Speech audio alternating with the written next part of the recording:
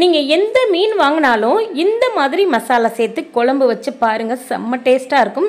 இன்றைக்கி நான் வந்து பார்த்திங்கன்னா குழம்பு வச்சுட்டு இது கூட நல்ல மொறுமொறுப்பான மீன் வறுவல். வீடியோ வந்து ஸ்கிப் பண்ணாமல் கடைசி வரையும் பாருங்கள் ஃப்ரெண்ட்ஸ். வாங்க ஃப்ரெண்ட்ஸ், இந்த மீன் குழம்பும் மீன் வறுவலும் ரொம்ப ஈஸியான மெத்தடில் எப்படி பண்ணுறதுன்னு பார்க்கலாம். இந்த மீன் குழம்பு பண்ணுறதுக்காக நான் வந்து கெண்டை மீன் எடுத்திருக்கேன். இதை வந்து கெண்டை மீனுன்னு சொல்லுவாங்க, பில்லுக்கண்டைன்னு சொல்லுவாங்க. உங்கள் ஊரில் என்ன இதுக்கு பேருன்னு சொல்லிட்டு கமெண்டில் சொல்லுங்கள். வாங்க இந்த குழம்பு எப்படி பண்ணுறதுன்னு பார்க்கலாம். மீனை வந்து கழுவி சுத்தம் பண்ணி எடுத்தாச்சுங்க. குழம்பு வைக்கிறதுக்கு ஒரு அகலமான பெரிய கடாயை எடுத்து வச்சுருக்கேன்.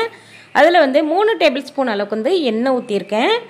எண்ணெய் நல்லா சூடானதுக்கப்புறம் 1 டீஸ்பூன் வெந்தயம், 1/2 டீஸ்பூன் கடுகு, 1/2 டீஸ்பூன் அளவுக்கு வந்து சீரகம் சேர்த்துக்கோங்க.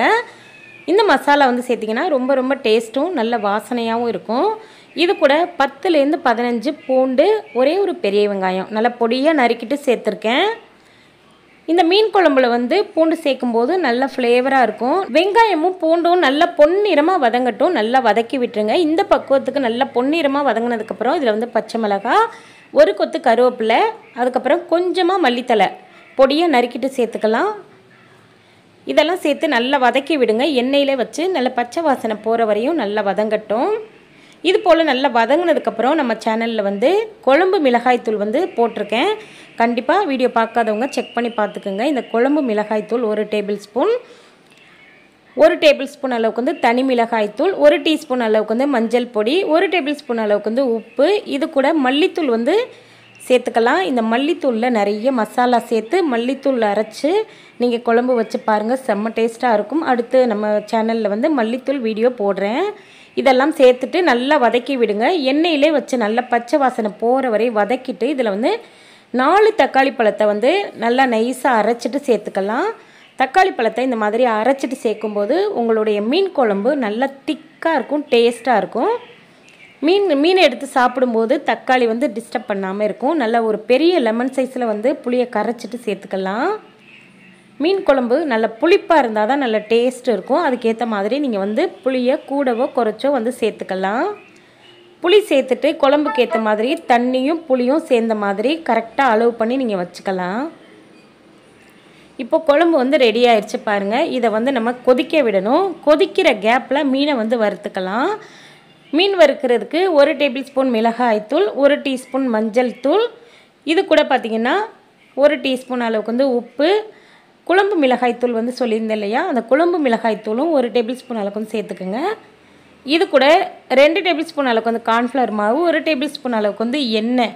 அதாவது தோசைக்கல்லில் வந்து மீன் வறுவல் ஒட்டாமல் இருக்கணும்னா கார்ன்ஃப்ளவர் மாவும் எண்ணெயும் சேர்த்துக்குங்க. 1 டேபிள் ஸ்பூன் அளவுக்கு வந்து தண்ணி சேர்த்துட்டு இந்த மசாலாவை நல்லா மிக்ஸ் பண்ணி விட்டுட்டு நம்ம வந்து கட் பண்ணி கழுவி வச்சுருக்க மீனை வந்து சேர்த்துக்கலாம்.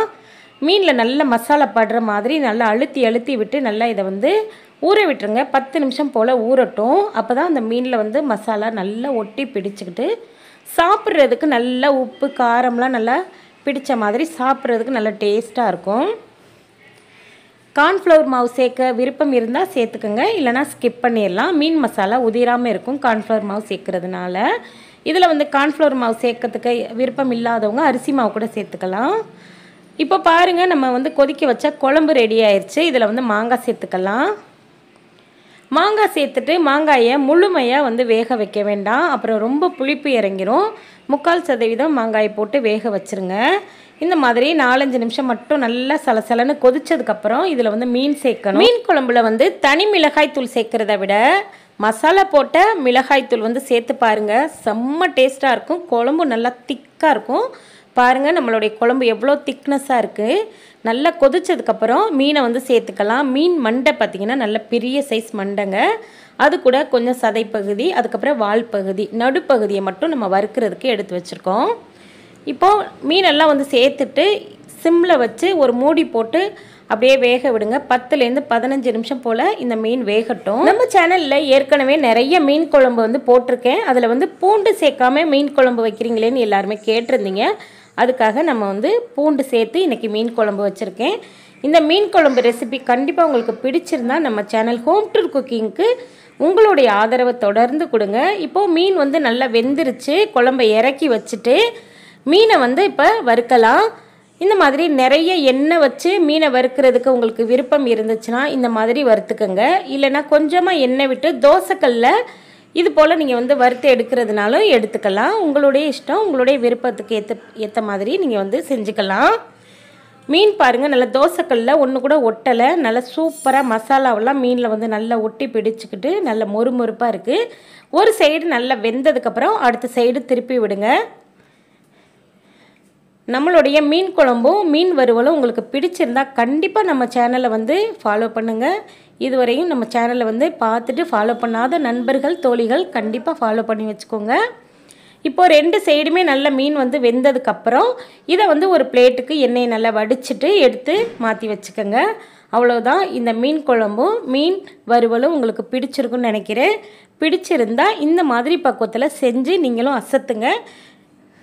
இன்றைக்கி மீன் குழம்பு வச்சுட்டு மீன் வறுவல் சாப்பிட போகிறேன். வாங்க ஃப்ரெண்ட்ஸ், சாப்பிட்லாம்.